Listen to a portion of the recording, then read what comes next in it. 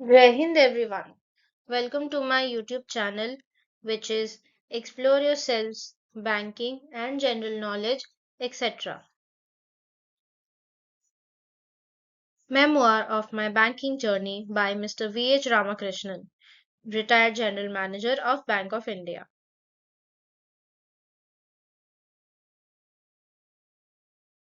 The chapter 2611 and I is completed and now new chapter Delhi Chalo, my experiments experiences as a zonal manager.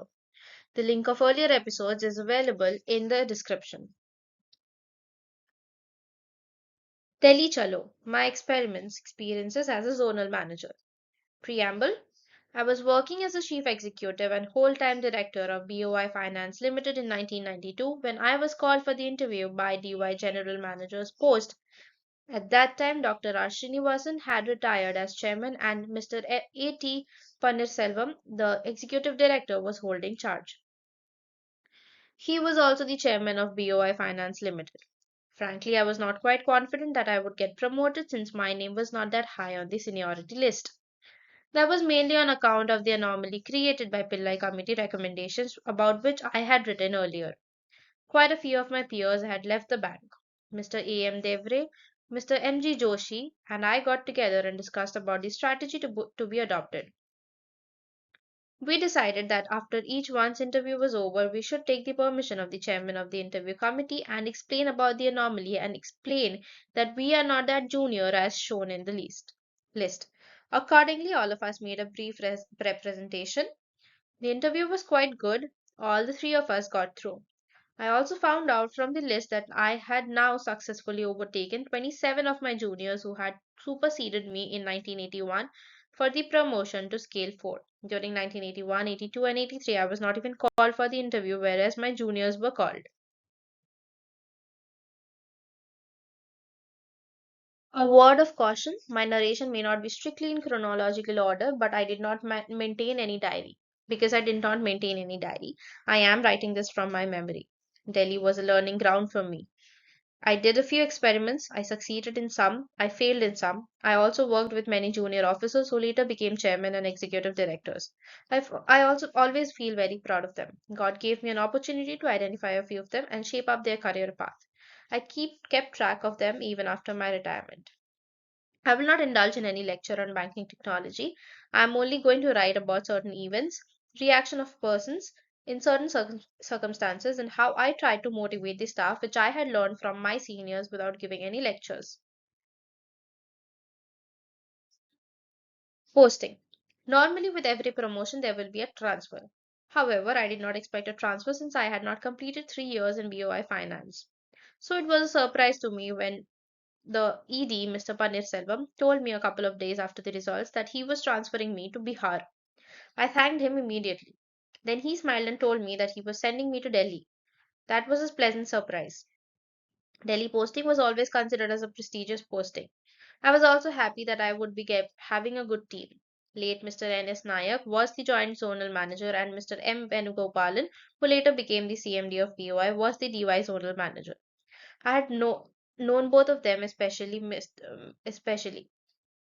Venugopalan, who joined the bank a few months after me.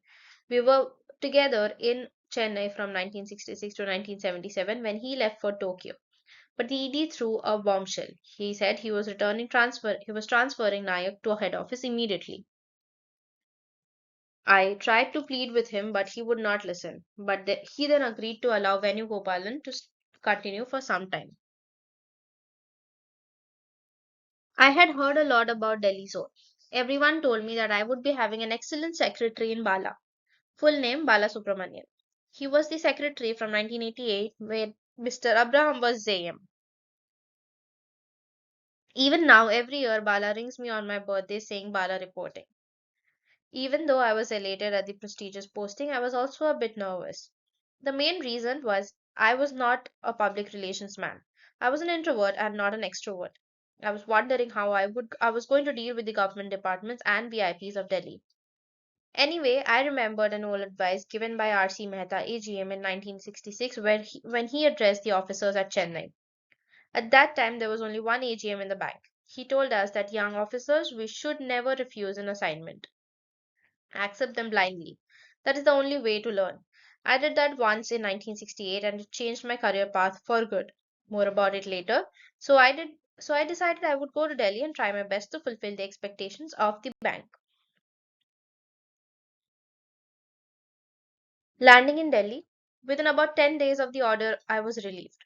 I boarded a morning flight to Delhi. It was February, peak of winter in Delhi. I had never been to Delhi zonal office or for that matter any office of our bank there. Had gone to Delhi only for personal visits, more for sightseeing or in transit.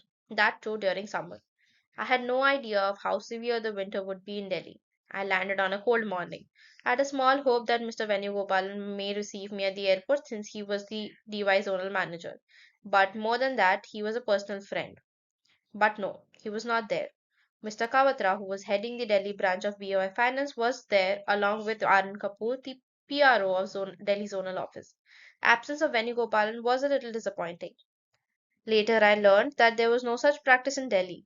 Only the PRO would visit the airport. That made sense since precious working hours need not be wasted in hanging around at the airport. In fact, I also followed the same procedure later on. Kapoor was very courteous and took me to Leh Meridian, where I was to stay for a week. We reached the hotel, and I was freshening. After freshening myself, I proceeded to the zonal office. The zonal office was in Jeevan Bharati building in Parliament Street. It was quite impressive. He took me to the zonal manager, Mr. P.K. Mukherjee, who was on orders of transfer to head office on his promotion as general manager. I had met Mr. Mukherjee on a couple of occasions in Mumbai.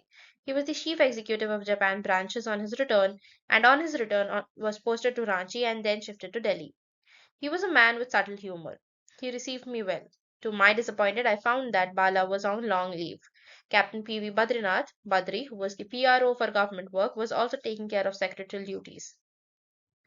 Badri was with his mustache looked menacing, but I found him later to be the most obedient, duty conscious officer, a staunch disciplinarian and honest officer. You cannot make him do a wrong thing even at gunpoint. While landing in Delhi, I had decided on one thing. I should be first accepted by the staff. I should also understand them. They should have trust in me. No purpose in doing something dramatic immediately after taking charge. I would not tamper with existing systems, procedures, and practices for some time. Once I am accepted that I would make changes to suit my style of working. There were many known faces in Delhi. Nagesh Paida, he later became the CMD of Oriental Bank of Commerce, N.R. Achan, who I had met as a clerk in Kunur in 1968. He later became the CMD of Catholic Syrian Bank, B.N. Saigal, who was in Nairobi when I landed there, K. Rajagopal, who was with me in Lagos, MP Sastri, whom I knew when I was in South, Babu Venkatachalam, whom I had met in New York, G. Chandran, who was earlier with Community Banking Department head office when I was handling that portfolio in South, and some more officers. Maybe I have omitted a few more names. Mr. Mukherjee told me he would take me to his residence in the evening since I would be anxious to see the accommodation. That was a very kind gesture on his part. I went to M Block of Greater Kailash too with him. It was a spacious three bedroom ground floor apartment with the luxury of a small garden in the front. I just loved the residence. It was a rented apartment with a bank for more than 20 years. On the second day of my reporting, we got the news that Mr. G.S. Dahotre had reported at head office to take charge as the new CMD. I had butterflies in my stomach. I thought my days in Delhi were numbered. I was a choice of Mr. Selvam. Now the new CMD would like to have his own person in Delhi. I did not know Mr. Dahotre well. I had met him only once when he interviewed me for Scale 4 in 1984. He came from State Bank of India at a senior level to set up merchant banking department. After putting in about 10 years in BOI, he moved out as executive director and later became the chairman of Dena Bank. So it was homecoming for him. It was also the first time that the bank had a CMD who had earlier worked with the bank. I was sure he knew many senior officers. One of them may replace me soon. How wrong was I in my assumption? I remained in Delhi throughout his term and even organized a grand farewell party for him when he retired. He was a down to earth banker. More about Mr. Dahotre as I narrate my story. Suffice it to say, I learned a lot from him, which they don't teach in Harvard. It was the second day. I was sitting with Mr. Mukherjee. He knew Mr. Dahotre very well, and I was very happy on the latter becoming the CMD. Then he suddenly told me that he is going to ring up the CMD and requested me politely to wait outside the cabin. I was shocked. Tailpiece, R.C. Mehta was well known for his peculiar style of working. When he was the zonal manager in Delhi, he called his secretary one evening and told him to inform a selected few branches that the zonal manager would be off to Mumbai that evening and would be back after 3 days. He did not go anywhere. Next morning, he made a surprise visit to those branches mainly to see whether the managers were in time and in their seats. Lessons I learned: first, accept any assignment offered, never refuse the same. Second, do not assume that the boss will act in a particular way. And third, do not underestimate yourself. Early days, I think my face revealed that I was upset about his request. Mr. Mukherjee immediately told me in an apologetic tone in Hindi, I know the chairman very well. Mujhe gali dega. I do not want you to hear that. I respected his sentiments and came out. But my mind went back to 70s when the great stalwart Mr. R.P. Vaidya, the zonal manager, then known as the regional manager of South Zone. I was in his room discussing some proposal. A call came from Mumbai. He told me that the chairman is going to come online. I got up immediately to leave the room. With phone on his ear, he waved his hand and told me to sit down. He finished the conversation, then told me there is no secret, no need for you to go out. At this stage, I want the readers to know that I was out of touch with Indian operational banking for almost 13 years. I left for Africa in 1979 and returned in 1989. In Kenya, we used to get copies of the head office circulars. But in Nigeria, there was no practice of HO sending the circulars. On my return, I was posted to BOI Finance Limited. This was a handicap I had to overcome when I was posted as zonal manager.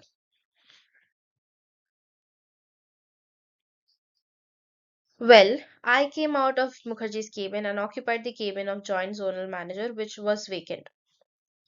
Then I had an idea. I told Badri to send me the departmental heads one by one. When the first departmental head came in, I requested him to take his seat. I sat in the settee next to him. I wanted him to be comfortable.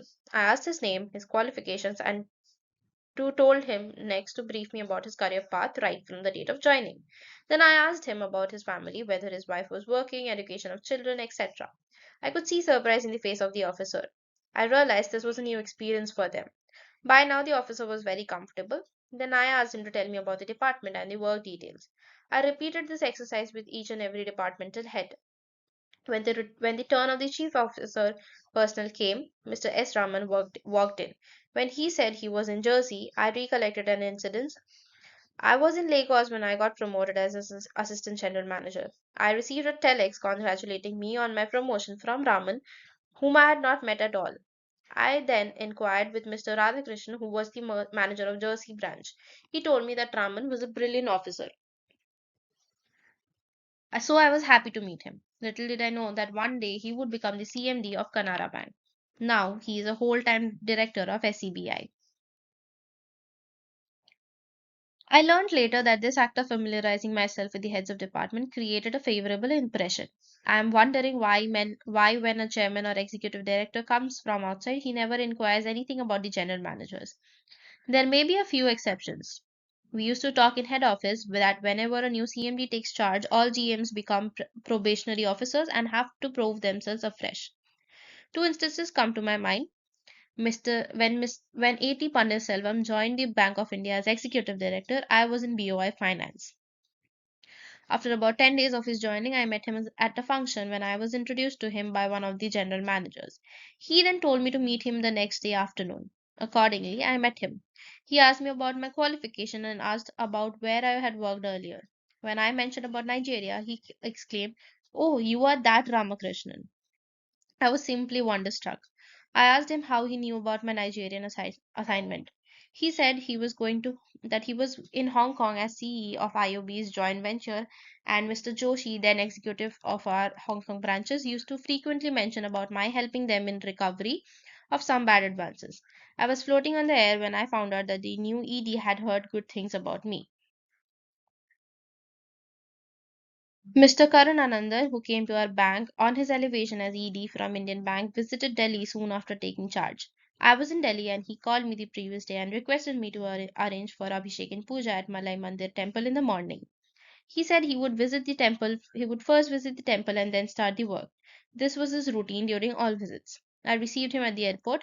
Since he was from Chennai, I inquired about his family and his service in Indian Bank. He also told me about his association with an orphanage in detail, but he never asked a single question about my background or family. I was a bit disappointed. I felt sad that the top executives are not trying to find out directly from the executives with whom they have to deal on day-to-day basis about their background.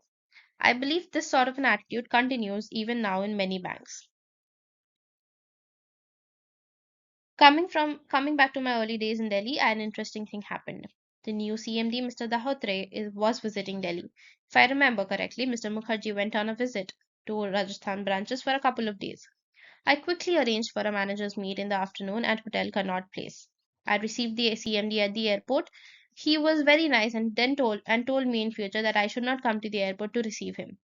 He said he would be making frequent visits to Delhi. It is enough for if PRO meets him at the airport. He requested me to give him a car and an experienced driver.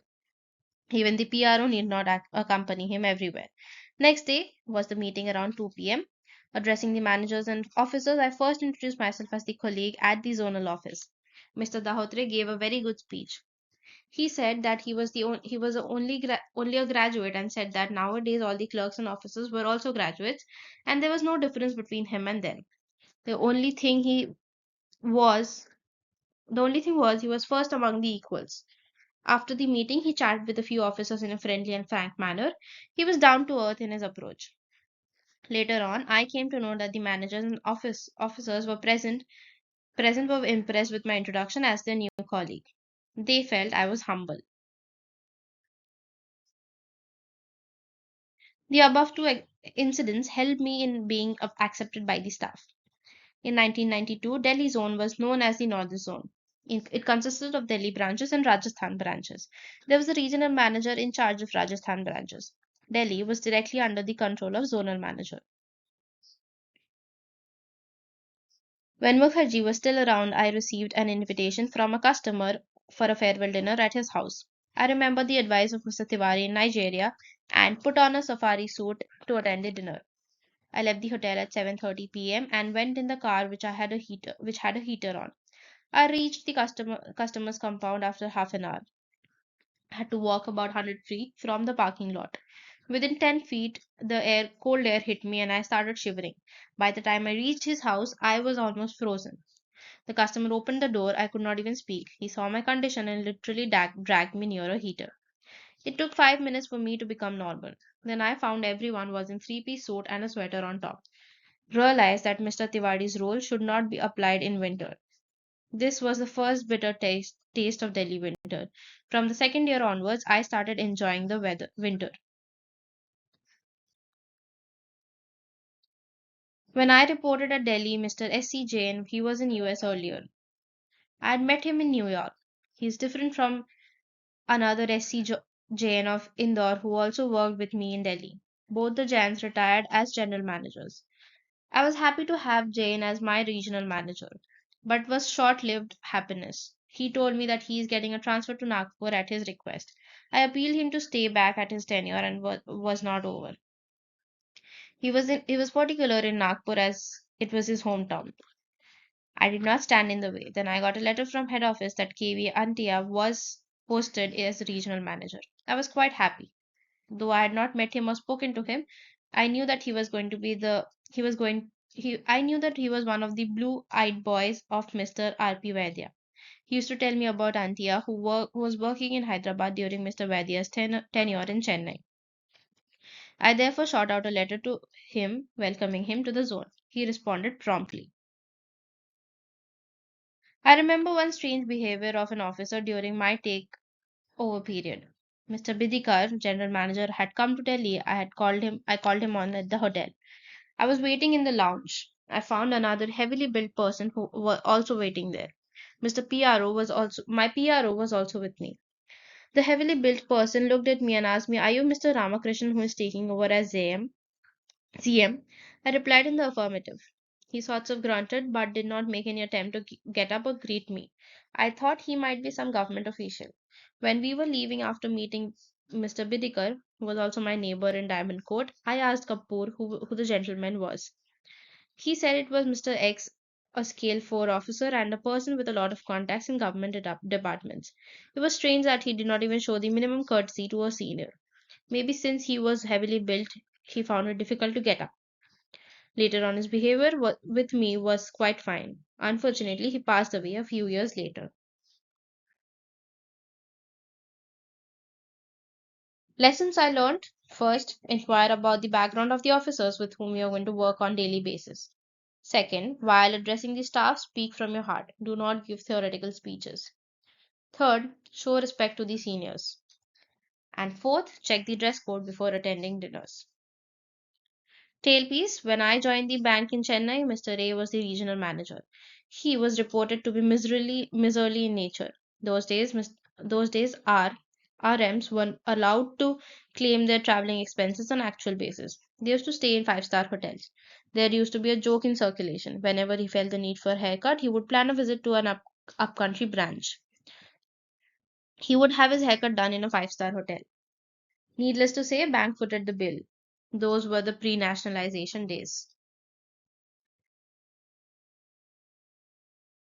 A small beginning. When Mr. Mukherjee was around, I had noticed that he would take home a big box of files. I used to wonder why there are so many big files to be disposed of every day. After Mr. Mukherjee left, the secret was out. I found that the zonal office used folders normally used by government departments. A flat cardboard will be the base. There will be two flaps which should be placed one over the other. Then there will be a ribbon with which you have to tie the file. Inside the departments, you used to keep the entire file. Even if it was a routine reminder to a branch, the type letter would be placed on top of the relevant file, normally a bulky one, and then it would be put in another folder. Thus, if there are 10 letters, there would be 10 bulky folders. I decided it was time to change this system. I called the administration chief, chief to get me plastic folders of three colors: red, green, and grey. I told the departments that all urgent letters should be sent to me in the red folders. All letters to head office other than urgent ones, should be in the green folder. Rest will come in grey folder. Only the letters to be signed and the relevant correspondence should be kept in the folder. Entire file should not travel in the folder. There was some resistance. How would I see old papers if needed? I said that I would call for the file if there is a need. Reluctantly, this suggestion was accepted. So the files coming to ZM became slimmer. Bala arrives. A few days after Mukherjee left, when I entered the office in the morning, I saw a charged atmosphere in the zonal manager's secretariat. Yes, Bala had arrived. That was the first time I was meeting him. He was all smiles when he greeted me. Efficiency was written all over him. One peculiar system in ZM's secretariat: coffee and tea for ZM and his guests were prepared there itself. So no waiting for a canteen boy when there is a guest. When I rang up Bala, before I could talk, he would say coffee on the way. He knew the mind of the boss. One interesting thing was his relationship would stop with the office. He's one secretary who's never visited the ZM's house. I knew the practice in some other zones where the secretary would go to the house of the ZM for some errands. More about Bala as the story progresses. Inaccessible zonal manager. I was surprised by the system in prevalence by which even departmental heads could now straight away walk into the zonal manager's cabin. A slip will come from Bala saying that CO CNIC wants to see you. I was supposed to call him as and when I become free. I asked Bala why this peculiar procedure in Delhi. He explained that ZM Delhi get many confidential calls from head office, government officials, etc. This sort of a system was set up. I was not comfortable. I believed that the zonal manager should be accessible to all. I set up the following procedure. First, if there is no visitor in my room, the heads of departments can walk in. No need to route the request by a way of a slip. They can just check in with Bala if I am free. Second, all calls from the bank staff should be connected to me, even if it is from a scale 1 officer or a clerk. Bala can use his discretion in dealing with calls from unwanted elements. In Delhi, you get quite a few such calls. Bala was a master in dealing with them, but he should brief me about them at the end of the day. Fourth, when I am in a meeting with a visitor or even with staff, no calls should be forwarded to me. The sepoy also should not enter with the folders unless it is an urgent folder. As soon as the meeting is over, all the calls should be returned. In any case, we should return on the calls before going home. If you are not able to get the person, the calls should be returned the next day. No calls should remain unanswered. Fifth, I used to leave for home between 5:30 and 5:45. Bala should also wind up his affairs immediately. No need for him to wait for the JZM or DZM to go home. This advice was not followed by Bala. If there were any unattended files, I would take them in my briefcase. I would work at home. No papers should be pending with me in the morning.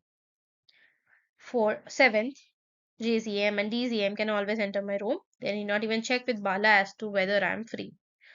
All these rules were evolved over a period of time, not on a single day. I will be writing separately articles about the time management, punctuality, and keeping a clean table. First experiment. I did not do much about the first closing on 31st March 1992 as it came close on the heels of my taking over. But during the zonal managers conference, I found that our rank was just 8th or ninth. On return, I went through the figures and found that our progress was sluggish. I requested planning department to give me the deposit figures of the top 10 branches of zone, excluding specialized branches for the last 10 years along with the names of the managers for those 10 years. These top 10 had contributed, if my memory is right, more than 50% of the zone's deposits. A study of the data revealed a shocking information. The average tenure of a branch manager was between 10 and 12 months. Very frequent changes of managers had taken place in these branches.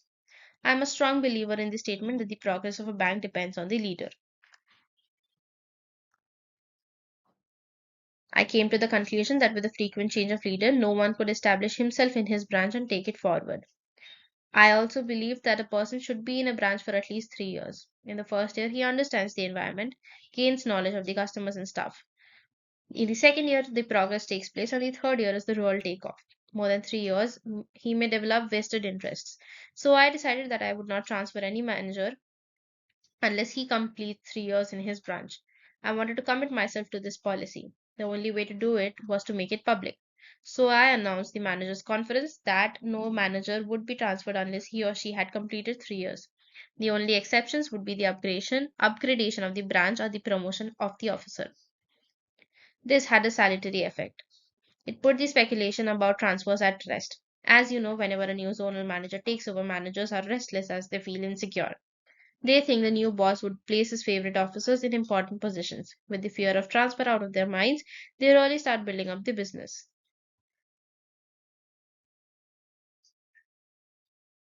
Experiment 2. I had learned from my seniors that when you take charge of a branch, you should call on the landlord, panel of lawyers, architects, etc.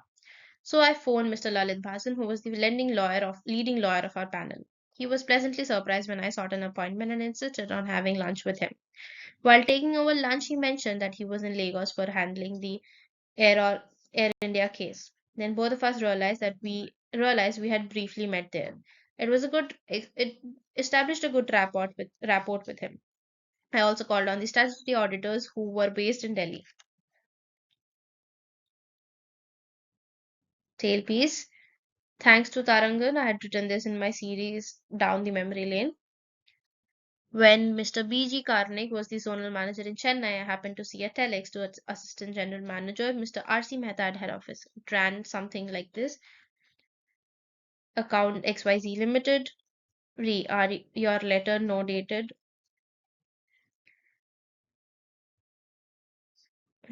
our letter no dated, your telex dated, our telex dated, your phone call on, our letter no dated, a detailed letter will be sent shortly. Regards. Lessons I learned. First, zonal manager should not be inaccessible. Second, time management is very important.